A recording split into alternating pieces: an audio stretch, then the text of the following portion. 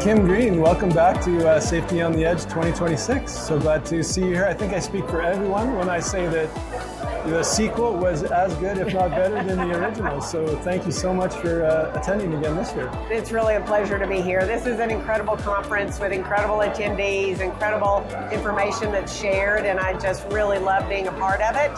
Learn something every year, and I'm privileged to be able to speak and maybe provide a small little bit of value back. Yeah, well, one thing that you mentioned this morning that I wanted to ask you about that I think isn't talked about enough is becoming that learning organization. You sort of said before you could start to make that transformation. So for people who are maybe in that top-down compliance type organization, what are one or two things they could do to start moving towards becoming that learning organization? Well, it's really important to just sort of step back after any incident and really think about not just who it happened to and who was at fault, but really just step back and say, what happened? Let's look at the whole process. What systems failed?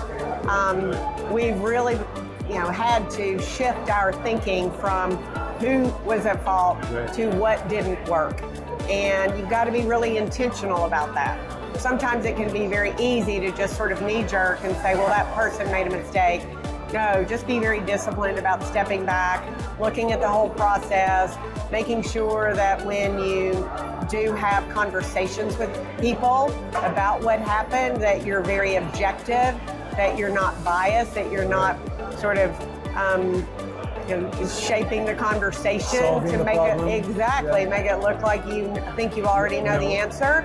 But if you really just sort of approach the system objectively and really think about what can we learn here so that other people don't have the same outcome, and look at systems and mitigations.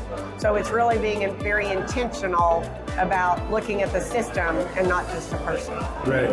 And I think, we've been talking to lots of people who were there this morning for your keynote, and it was very emotional, very touching at certain points. And one of the questions that we get a lot is how do I get that management buy-in? How do I convince management to care deeply about the people out in the field? And I know it's a difficult question, and for you it comes from the heart.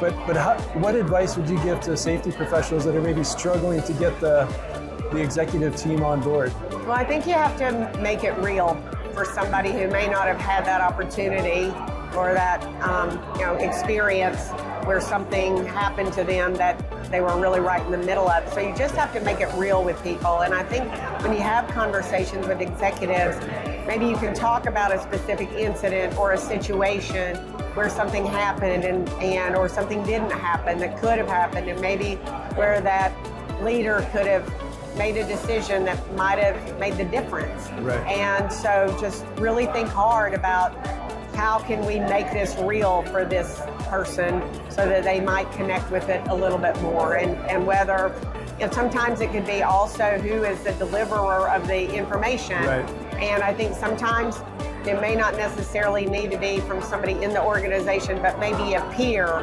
or another stakeholder that might have an opportunity to have that conversation with that person to make it real for them. But just don't give up. Don't be discouraged. Right. Keep working on it, keep thinking about it, and keep, be persistent about it. Well, that's fantastic advice. Thank you so much for stopping by and agreeing to talk to us again today. Of course. Thank you so much, Scott. Appreciate it.